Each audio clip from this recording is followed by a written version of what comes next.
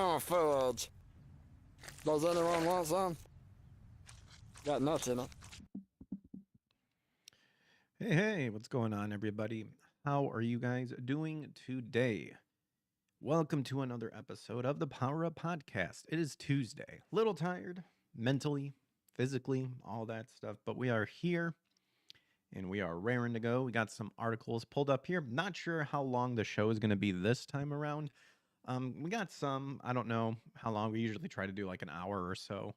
I know the the State of the Union speech is happening right now, so I'm sure people are watching that. But if you want to enjoy pop culture talk, keeping your mind sharp and up to date with current news, ranging from like anime, video games, and whatnot, feel free to hang around as we check out some articles here, all with the goal of, like I said, keeping our mind sharp, up to date, all that fun stuff.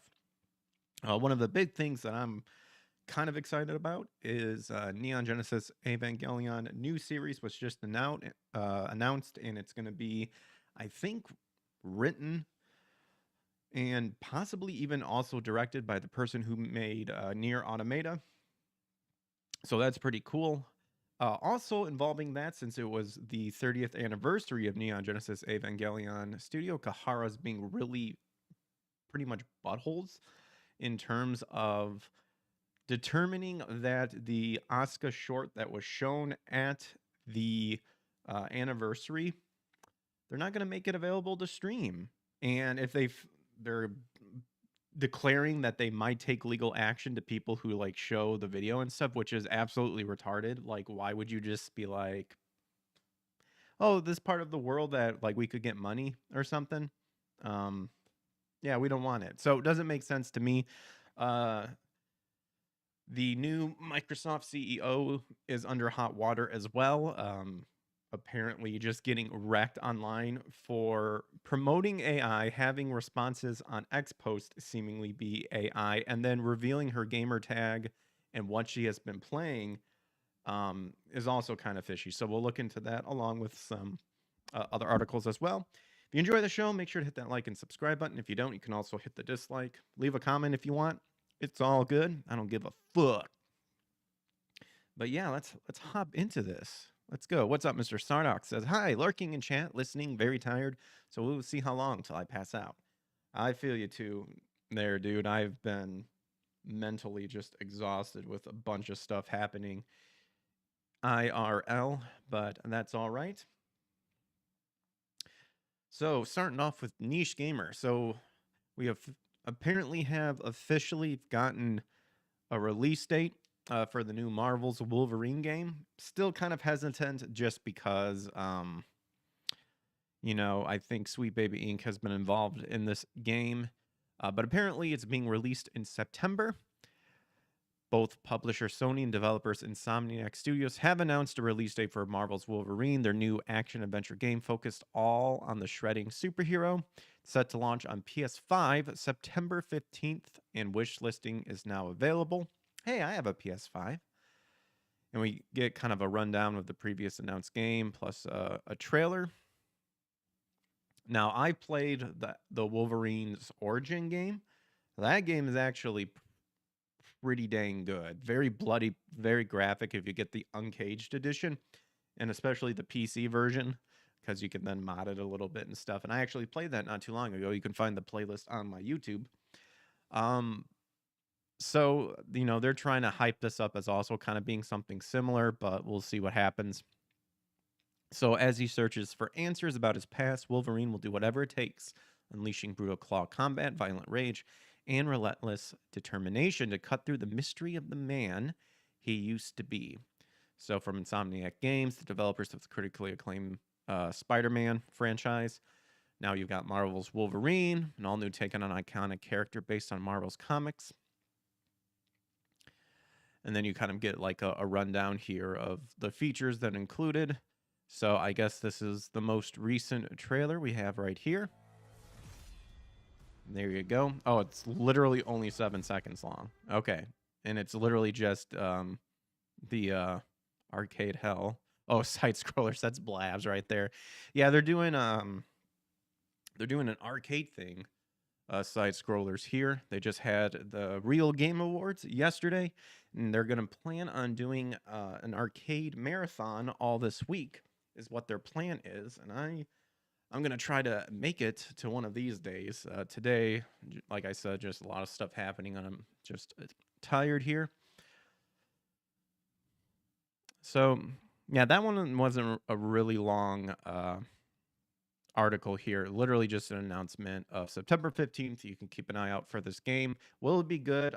I'd like it to be, because, I mean, who doesn't love slashing up, you know, a bunch of doodads and all that stuff, being Wolverine, bloody excitement, all that stuff. Oh, did I not set this? Oh, I didn't. Poop. Oh, well, sorry. I got distracted. But there you go. September 15th is when the new Marvel's Wolverine game will be announced. Hey, Komanga, what's up over on YouTube? What's up, brother? This comes from Tech for Gamers here, and this I thought was interesting. The Witch 4 has brought Expedition 33's cinematic animator on board to develop the game. So this has kind of been like a big thing with The Witcher 4, because a lot of criticism on the main character here. I'm not familiar with The Witcher. I still need to play at least The Witcher 3. It's what I'm told is really good. I mean, I remember when this came out, when this was like the first trailer or video was released, and people were bashing on this character because she looked old or more man-like. So we all saw how Expedition 33 like just dominated. So it's interesting that they're bringing the cinematic animator on board. So without a doubt, The Witcher 4 is one of the most anticipated games of all time. With a budget of $800 million attached to the project, CD Projekt Red is giving the sequel the best chance to succeed by providing it with the elite talent from around the industry. The Polish studio has hired developers from highly successful titles like Kingdom Come Deliverance 2 and Mass Effect. Now, a developer from last year's Game of the Year winner has also joined the development team for the RPG. The Witcher 4 is the most important title in CD Projekt's Red history, as the studio has a lot riding on the game's success. Hence, bringing in the best developers to work on the RPG is a smart move from the Polish studios. Actually, just studio. I said studios. It's just one Polish studio. So Lucy Hennet, the cinematic animator for Claire Obscure Expedition 33, has joined the CD Projekt Red after leaving her post at Sandfall Interactive. According to developers' LinkedIn profile, Hennet joined the Polish studio this February to work on The Witcher 4 after being at Sandfall for 20 months. During her time at the French studio, the animator was responsible for refining facial motion capture, building the animation pipeline for the cinematics, and overseeing the motion capture sessions. Hence, Lucy Hennet was one of the main reasons Expedition 33's emotional story translated so well with the players. CDPR has also confirmed that The Witcher 4 will follow narrative lessons from the previous title, hence the story will certainly pack an emotional punch, and there's no one better to translate that into Unreal Engine 5 than an animator who worked on Expedition 33. Some of the best talent in the industry now working on the project, and CDPR utilizing new Unreal Engine 5 technology. It's hard not to get excited for The Witcher 4 and the storyline of Ciri. Well, I've heard people have also bashed the storyline. Again, one of the big things people were kind of upset about when I remember seeing this pop up is Ciri herself and the visual effects of how she looked. You know, a lot of the this was when a lot of the bashing of female characters being more neutral and masculine looking than having feminine features. Mr. Holmes just subscribed over on YouTube. Thanks, guy. Oh, that was pretty much the article right there. So, who knows? I mean, yeah, bringing someone from Expedition 33 could very well help out, especially if she's focusing on the facial motion capture. Because then that would mean that she actually has the ability to be like, yeah, let's actually make her look more feminine looking. There you go.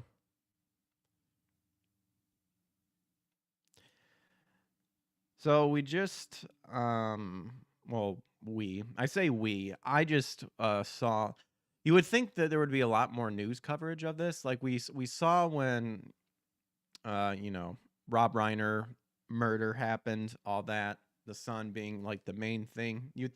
Maybe there has been more information, but I haven't really come across it. Well, coming from that Park Place over here, apparently Nick Reiner enters a not guilty plea, could face the death penalty as Rob Reiner murder case moves toward lengthy court battle. So he pleaded not guilty in the high-profile murder case surrounding the death of his parents, filmmaker Rob Reiner and Michelle Reiner, setting the stage for what prosecutors say could be a lengthy legal process. So on Monday morning in Los Angeles County Superior Court, the 32-year-old entered a not guilty plea to 2 counts of first-degree murder. If convicted under the special circumstances charges, Reiner could face life in prison without parole or the death penalty. According to the courtroom reporting, Reiner spoke only briefly during the proceeding, acknowledging an April 29th preliminary hearing date. He was not granted bail and remains in custody. Apparently, it lasted less than 10 minutes. The arrangement marks his 3rd court appearance since the December killings that shocked Hollywood. Los Angeles County District Attorney Nathan Hoochman, Hoochman, get some hooch, indicated the case is unlikely to move quickly, citing the large volume of evidence still under review and pending forensic work. One can probably expect that there will be that additional time sought because of the volume of the discovery that will have to be gone through by defense counsel, he said today outside the courtroom after the hearing ended, by the fact that we're still waiting for the coroner's report, and by the fact that if defense counsel wants to see any additional expert testimony, it will certainly take additional time. Hoochman declined to take questions and did not signal whether prosecutors are currently leaning towards pursuing the death penalty. So sources close to the case indicate members of the Reiner family, including siblings Jake, Rami, and Tracy, have expressed opposition to seek capital punishment. Prosecutors previously stated they intended to consult with the family before making any final determination on whether to pursue the death penalty. Authorities arrested Nick Reiner just hours after Rob and Michelle Reiner were found dead inside of their Brentwood home on December 14th. The Los Angeles County Medical Examiner reported the couple died from multiple sharp force injuries. Well, also entries because you're, the knife is entering the skin, if you will, if it was a knife. At the time of the killings, Reiner had reportedly been staying in a guest house on the property after periods of addiction struggles and mental health changes. Reiner is currently represented by the Los Angeles County Public Defender's Office after his previous high-profile private attorney withdrew from the case in January without public explanation. Well, the public explanation is... well, the explanation is quite simple. The guy's insane. And I ain't dealing with that, would be my guess. No excuse, though. As far as I'm concerned, if he's a menace to society, yeah, put the rabid dog down, as far as I'm concerned. Ultimately, Monday's hearing answered only one narrow question: how Nick Reiner would plea, while leaving the larger fight ahead largely untouched. With key forensic reports still pending and prosecutors openly signaling a slow road forward, the case now shifts into a grinding pre-trial phase where strategy, not spectacle, will likely define the next several months. The April preliminary hearing may offer the first real test of the evidence both sides are prepared to put on the table. Are you surprised that Nick Reiner pleaded not guilty? I'm not surprised. Let's take a look at the comments, by the way. It's always fun to read the comments. Oof, Mark says, can we just terminate the entire Reiner bloodline? I doubt anything good will be coming for them going forward. Woof. I didn't like this family or their corrosive effect on political discourse, and I feel bad that I'm glad they no longer have any influence, But the more human part of me says no one deserves to go out that way, particularly allegedly at the hands of their son. At least in this respect, the family has my sympathies. Well, I think any normal, sane person kind of feels like that. Like, yeah, it sucks that it happens, but that doesn't change the fact of if they were just shit people in real life. Because sometimes that's how it is. Should anybody go out that way? Of course not. I mean, we're in a broken world where we just have death. Like, death sucks in general. But yeah, if, like I said, well, Warshak even said it. Men get arrested. Blocks get put down. Can't deny that.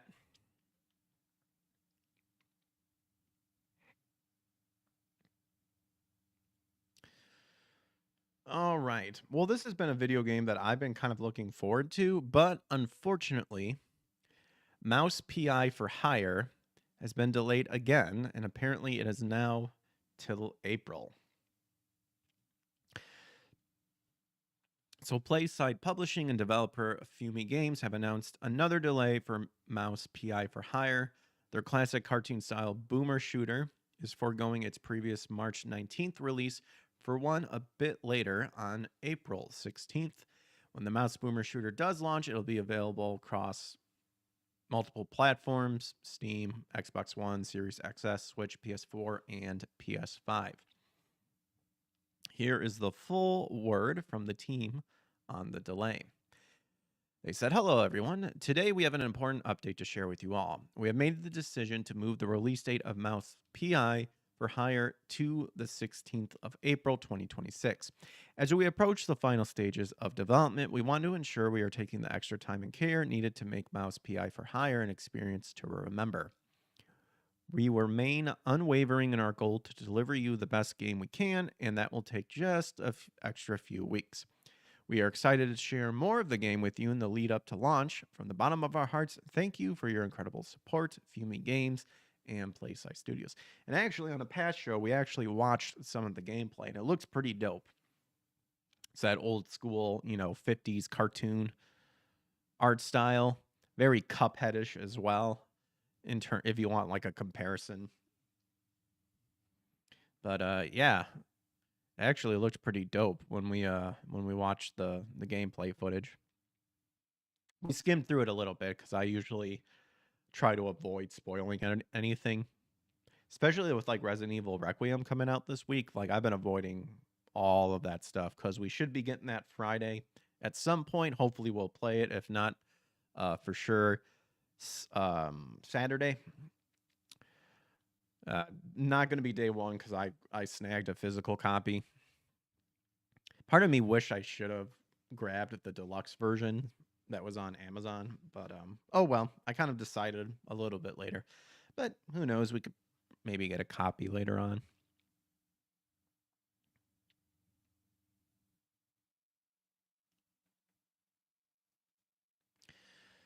All right, so a lot of talk about the new Xbox head, Amra Sasha. So this comes from Tech for Gamer. This article states that the new Xbox head's gaming profile was created earlier this year, but shows suspiciously fake achievement. Uh-oh. That ain't good. There have been a lot of talk about the new Xbox head after Phil Spencer retired from the company after 38 years. For one, she didn't have any gaming roots, and a new development is also making fans weirdly suspicious about her. Asha Shamara's gaming profile was created earlier this year, but it has many achievements that seem suspicious to get this quickly, which has led to the question if they've been fabricated to gain credibility. Oh, 100% for sure. I mean, I will say this right now, just from the little information I've got. She's fake. 100% a fake gamer. 100%.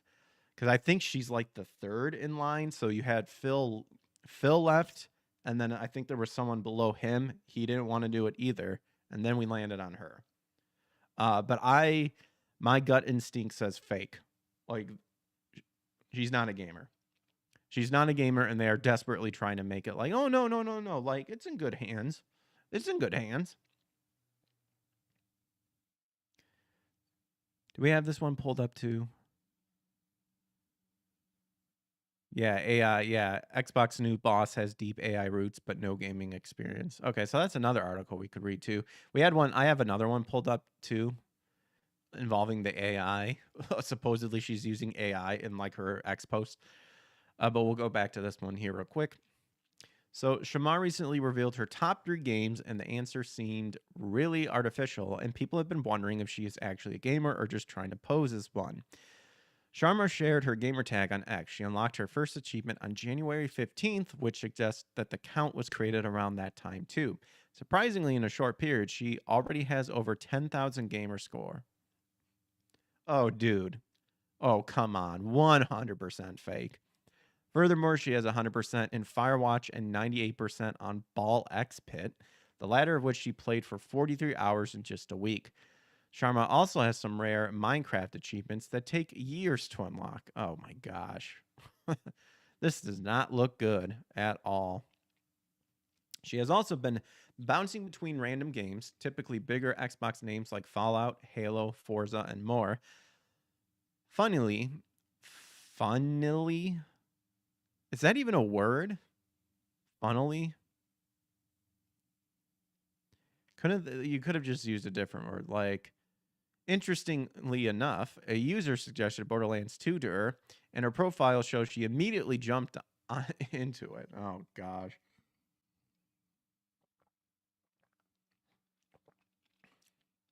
Players are now accusing that her profile is artificially buffed to resonate with the fans and make Asha Sharma a credible appointment.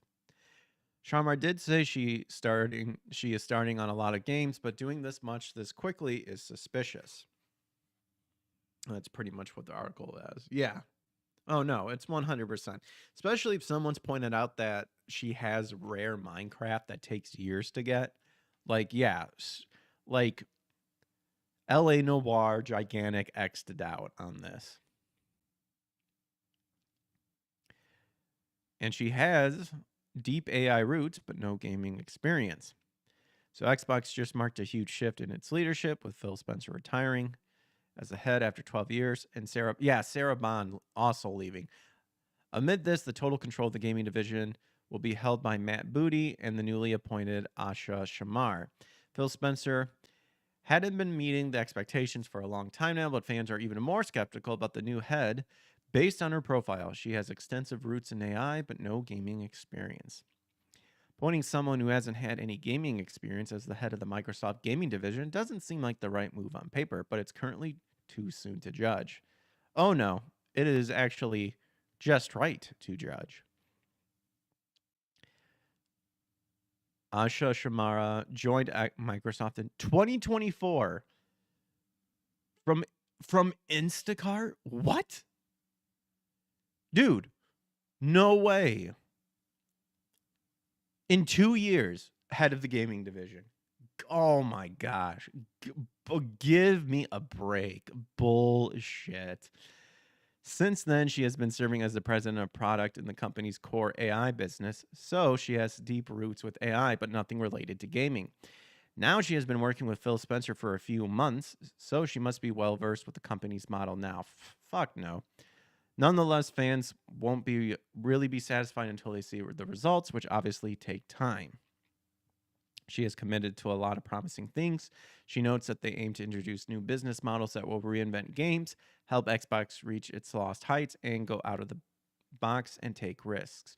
Well, they're taking a risk right now by putting her in charge, that's for sure. Especially if she only knows AI and everything just coming off fake as hell. Because it seems like she's using AI for social media responses after promising no soulless AI slop. Oof. Will she be an instant success? Stay tuned. I think she's already failed. I think people smelled the blood in the water and immediately hopped on it and said, bullshit.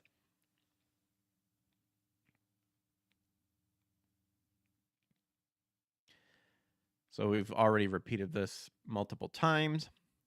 New CEO comes from primarily AI-focused background, but she has promised to refrain from chasing AI slop for short-term gains in the gaming industry. And yet, it seems like a short-term gain to only being to join Microsoft in 2004, only have 2 years under your belt, and now somehow is the head of the gaming division. Yeah, give me a break. Many have appreciated the new CEO's stance on this matter. Why would you appreciate it? It's empty promises. She has no proof to showcase that she can do it. But her social media response seems to contradict it. Asha Sharma appears to be using AI to respond to fans' queries regarding games and the future of Xbox. Microsoft is gambling on AI. Oh, yeah, they are for sure.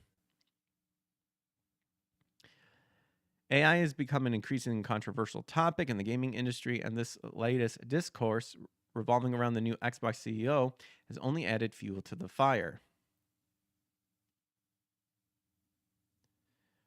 So you got a screenshot of Smash JT. This is your first day, and that's the Mad Max. That's bait. Tom Hardy, and then Asha says top. It says top 3, Mr. Hardy. Yeah, what kind of a response is that? When she was named the new CEO of Xbox, many questioned her passion for the gaming industry. She quickly alleviated the situation by naming Halo, Valheim, and GoldenEye 007 as her favorite titles. And yet, let's point out the fact that there is no such thing as Halo. And I got an Amber Alert going off on my phone. And what I mean by no such thing as Halo, I'm talking about there isn't an actual game that's just called Halo. I believe it's called Halo Combat Evolved, Halo 2, Halo 3, the other Halo 4, all that stuff. Halo is just the franchise. Got to be specific about them games. And I'm just looking up here in the timeline just to see. And yep, not seeing anything Halo, just Halo. You got Halo Combat Evolved, Halo 2, 3, Halo Wars, Halo 3 ODST, Halo Reach, Combat Evolved Anniversary, Halo 4, Halo Spartan Assault, Halo The Master Chief Collection, Halo Spartan Strike, Halo 5 Guardians, Halo Wars 2, Halo Fireteam Raven, Halo Recruit, Halo Infinite, Halo Combat Evolved. What's her gamer score? That's probably Forged 2. I don't know what her gamer score is. I mean, yeah, good for you for GoldenEye. But evidence suggests this response may have been AI generated. In fact, most, if not all of her Twitter responses appear to have been generated by AI. Responding to Twitter user Smash JT's GIF referencing the popular Tom Hardy meme from Mad Max, she supposedly responded, "Top 3, Mr. Hardy?" This response raises eyebrows and indicate AI use as it references Tom Hardy rather than Smash JT, which is expected of a bot. In the very next response, the Xbox CEO thanked him for a detailed answer in a manner that can only be described as very AI-like. Even her latest tweet, asking gamers for their top 3 favorites, uses an emoji commonly associated with AI chatbots like ChatGPT.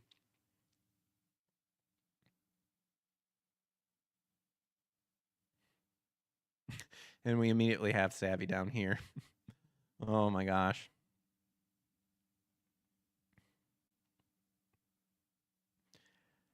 This was made February 24th and only 1 million views and only 4.8K responses.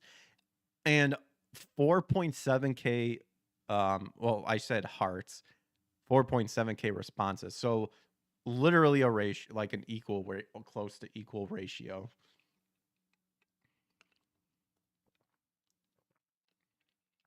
It's up the Nintendo DS collector, by the way.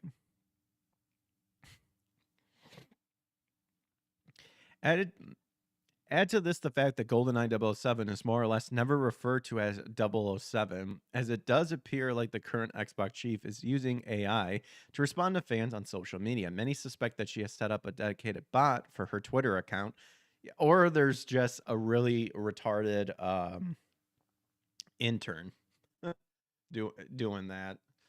Oh my goodness. Jeez. And this is what it said. Great list. I did my top 3 in another reply. Halo, Vellum, and 007. It's been a long time since I played Chrono Trigger. Have you done every ending? Thanks for all the detail. I appreciate it a ton. Yeah, this is totally AI response. Oh my gosh. Her recent teaser about exclusivity seems AI generated, given Xbox's clear push for multi-platform games over the last 2 years. So Smash kind of played along and said, okay, I'll play your game, you rogue. 1, Chrono Trigger, forever goated. 2, Final Fantasy 7. 3, GoldenEye 007. Chrono Trigger will forever be my number 1. Built by the legendary Dream Team. And then he kind of lists off a bunch of stuff. And then that was her response. My gosh. These suspicions are, of course, valid due to Asha Shamar's background in AI. For context, she previously worked as the president of the core AI product at Microsoft. Oh my gosh. Just imagine joining Microsoft in 2024. You somehow weasel your way up to the core AI product of Microsoft, and then somehow weasel your way into being the new CEO of the gaming division. What a bunch of garbage. And Microsoft is wondering why they fail. Jeez. Oh my gosh, yeah.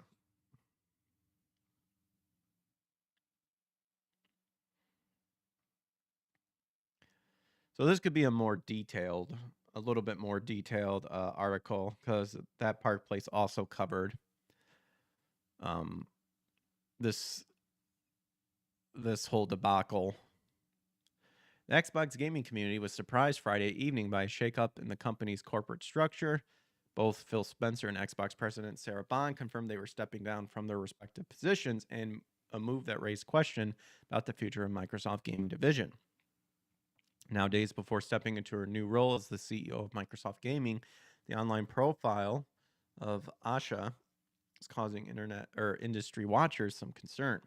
So before moving to Xbox, again, she was the president of Microsoft's core AI. Forbes notes that the 36-year-old's prior experience is as a VP at Meta, COO of Instacart, and that she is currently a board member of Home Depot. So how in the hell did she get this position? She has no gaming background whatsoever. What the hell?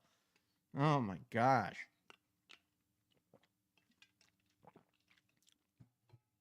While she has mentioned playing the game Firewatch, which isn't that like a simulator or something?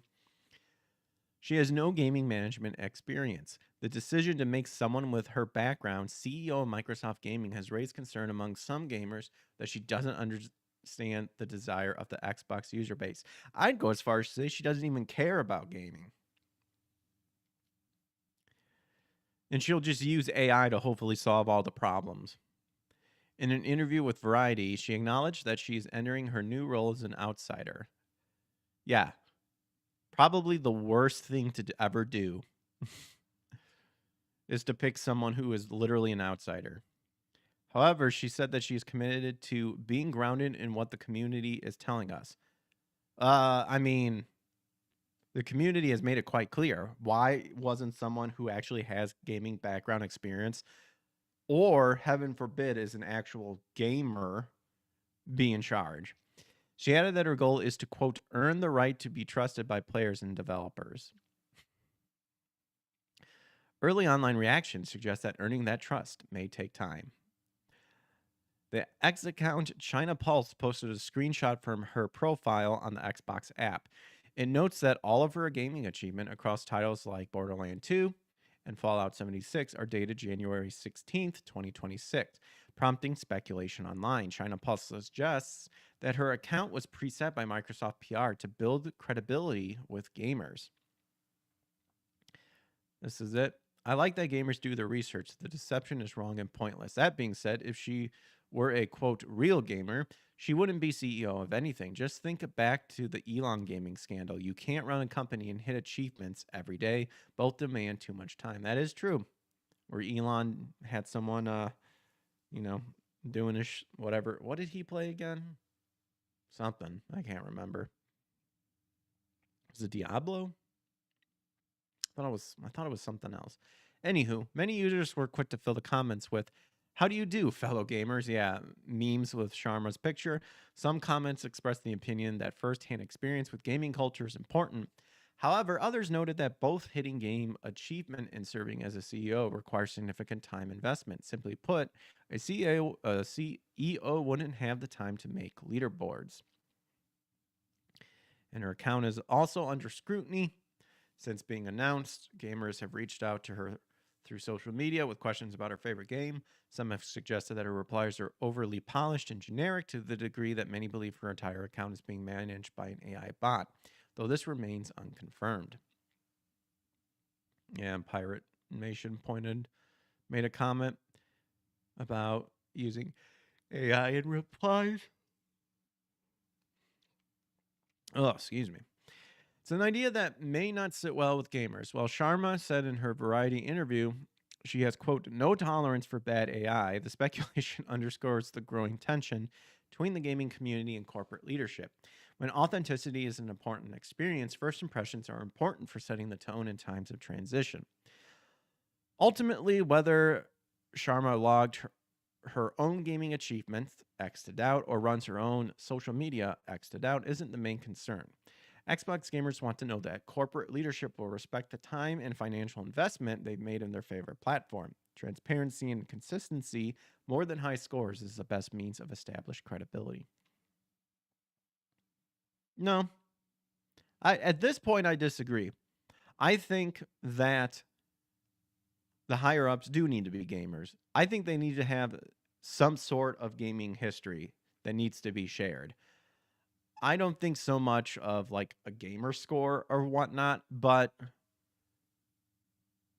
like you should be able to list off a ton of games. Be like, oh, I played Super Mario Brothers, Super Mario Brothers 2, Super Mario World, blah, blah, blah, Like the fact that out of all the games that she played, to try to tell us that, oh yeah, GoldenEye 007, which people just literally just call it GoldenEye, and then Firewalk, and then Valum, like, oh, dude, you should at least made your AI like pick better games.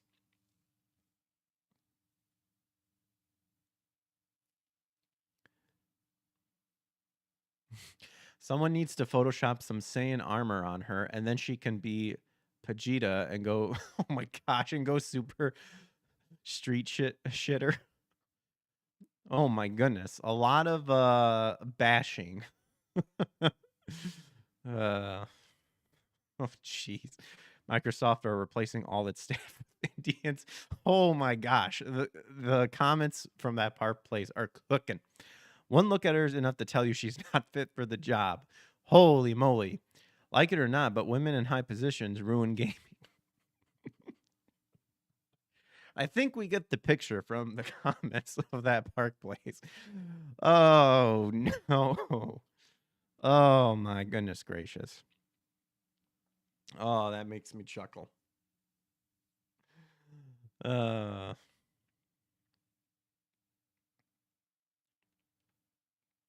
So, any regular viewers will know that my favorite anime of all time is Neon Genesis Evangelion. And Evangelion just had the 30th anniversary. And part of that is a short that reveals Asuka and Shinji apparently getting together in a timeline. In a possible timeline. And it's been uploaded on X, Google Drive, all that stuff. But Studio Kahara are being a bunch of turds by threatening legal action to anyone who shares it. And also have stated that they don't want to share it outside of the event itself, which is retarded. Why would you just say, I don't want your money? When literally tons of people over here in the West would be like, yeah, we want to see that crap. Hell, I'll pay money to stream it or whatever.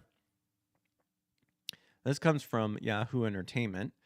A surprise new Evangelion short has given Asuka x Shinji shippers some long overdue crumbs, but good luck trying to watch it anywhere. At the 30th anniversary of Evangelion event in Yokohama, Japan, series creator Hideki Anno unveiled an Asuka-themed short that showed the hot-headed Eva pilot being dragged through different scenarios, possible futures, and happy endings. They include various Eva fights, and even one where Asuka is an Evangelion. Ooh. One of those features, back on the mainline Evangelion timeline, shows Asuka and Shinji married. Despite it being a glimpse of what's to come, Asuka, according to event attendee Stupid Japan Questions on Reddit, rejects it in favor of forging her own path in the world. While it's described as, quote, mostly fan service, a snapshot of Shinji and Asuka together will surely satisfy those who have spent decades hoping the pair of trauma-laden teens would find solace in each other. To twist the knife further, there is almost no chance of the Evangelion short being released publicly. Okay. Man, I keep getting notifications, like, from work that I kind of don't need. Anyway. Yeah, so why would you not release this publicly? It is the dumbest thing I've ever heard of, despite bootleg footage currently doing the rounds on social media. These acts are strictly prohibited. It may result in legal action, 30th anniversary event manager wrote in a statement. As the organizer, we will take strict measures as necessary.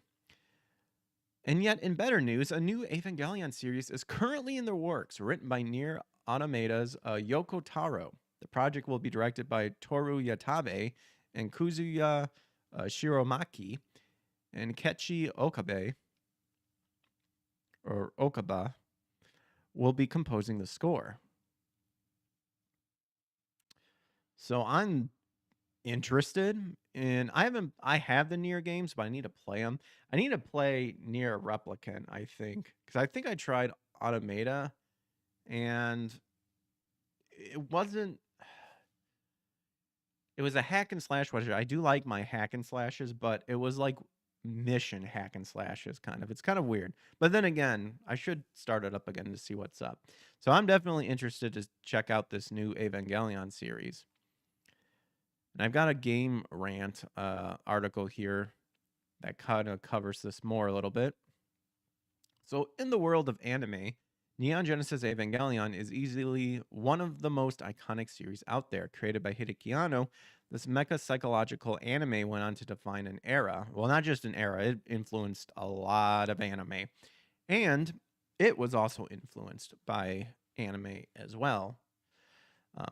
But that's another story. And to this day, its influence on the anime industry as a whole remains felt. The original series ran from 95 to 96, and in such a short amount of time, managed to make history, so much so that it is remembered fondly even today.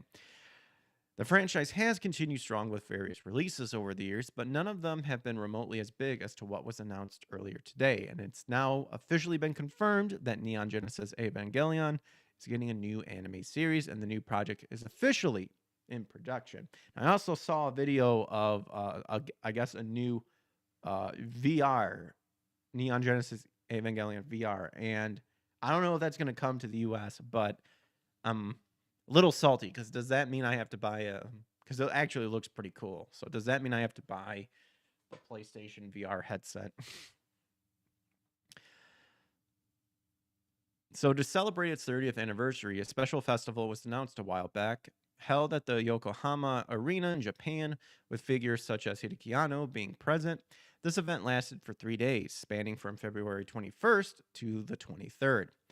In the midst of a lot of exciting reveals, what stood out most was the announcement of a new anime series. On the last day of the Evangelion 30 Plus festival, the news of the production of a brand new series was officially confirmed, and it goes without saying that this was the perfect way to mark the end of the 30th anniversary of this iconic anime franchise. And you got the tweet right here. The new upcoming Evangelion anime still seems to be in its early stages of production. However, a lot of details have already been officially confirmed. It's going to be produced by Studio Kahara. And remember, Gainax is gone. It filed for bankruptcy. It's gonzos, and Cloverworks together, and that it's certainly a very exciting step given their pedigree. The staff that will be working on this project has also been officially revealed. Be directed Kozuya Suramaki and Toru Yatabe together, and on top of that, the series composition and script will be handled by none other than Yoko Taro. The music for the new Evangelion anime will be handled by Keiichi Okabe, who some anime fans should be familiar with already. More staff details will be confirmed as the release edges closer. So as of right now, no release date has been provided for the new Evangelion anime. The only thing that was confirmed is what we just read. And assuming that the series is in the early stages of production, the series will likely not debut in 2026. Nonetheless, the announcement in and of itself is great for all fans of this phenomenal mecha anime. Fans should stay tuned for more update on the new Eva series. Yeah. So I'm a little indifferent about it. I think I've had my Eva fill, per se, in terms of both the original series, then the end of Evangelion, and then Rebuild, and now this. But I'll definitely be checking it out. That is 100% for sure. Let's see. I thought there was...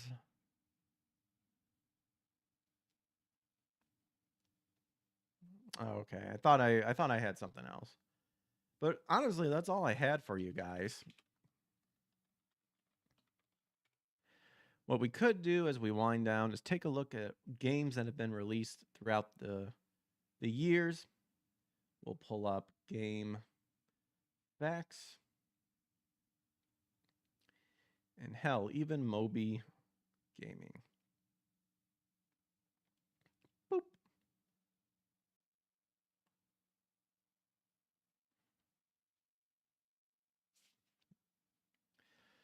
All right. What do we got? So February 24th. Lufia, second rise of the Sinistrals. Oh, you got Gex, Enter the Gecko. Oh, here you go. Silent Hill was released today on February 24th. Not bad. Fear Effect. Oh gosh, Indiana Jones and the Emperor's Tomb. Pac-Man World 2, Dynasty Warriors 5, Star Ocean The Last Hope, Disgaea 4.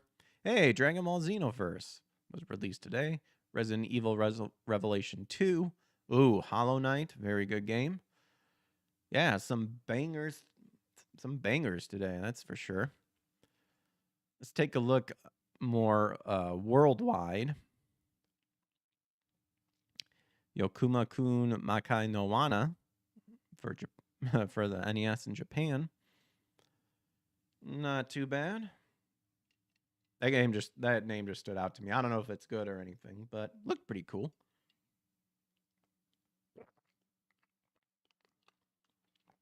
What else we got?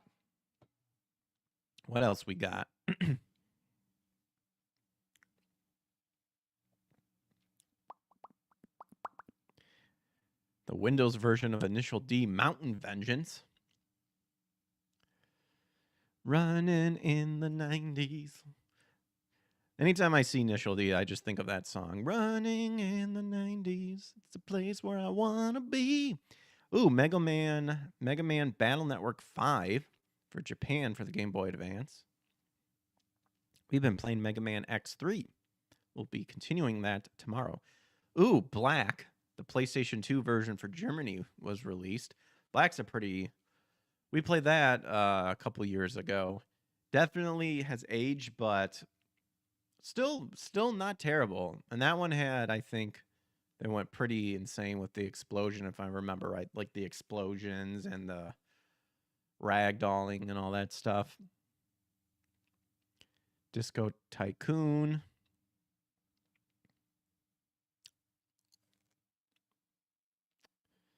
What else? We're in 2012. United Kingdom of Fallout New Vegas Ultimate Edition. That was released in the United Kingdom. We've seen those. Dead or Alive 5. That was more like a pass, though. A lot of season passes.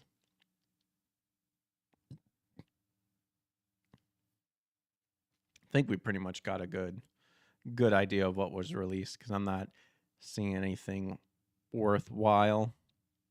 The complete edition for the Windows version of Assassin's Creed Valhalla. There you go.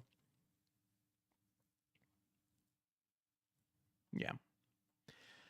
Well, pups, that is all I have for you tonight. So, we still kind of got close to an hour. So, I think we did pretty good. Pretty good. With that being said, again, if you enjoyed it, hit that like, hit that subscribe. Hope you guys got your news, your pop culture news for today. I thought it was fun. Let's see.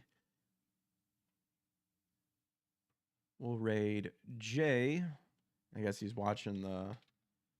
You guys is welcome to the Rebellion podcast over on YouTube. And then on Rumble, we'll raid Side Scrollers, because they are still online.